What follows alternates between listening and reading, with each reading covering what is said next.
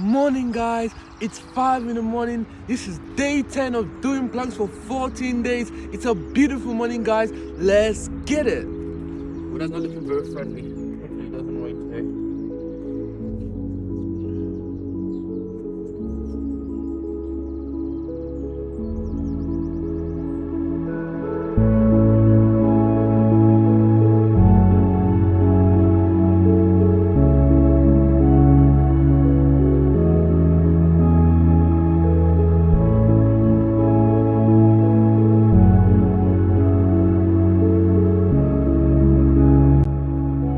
If you have dreams and goals you want to achieve, you must be willing to make sacrifices.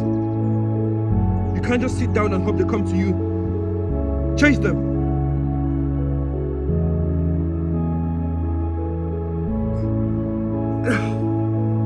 We did 3 minutes and 12 seconds. This is definitely not that much progress from yesterday, but I can understand because of the training I did yesterday. I had a leg day yesterday. But that's okay, we're gonna improve tomorrow. Thank you guys for watching. See you tomorrow.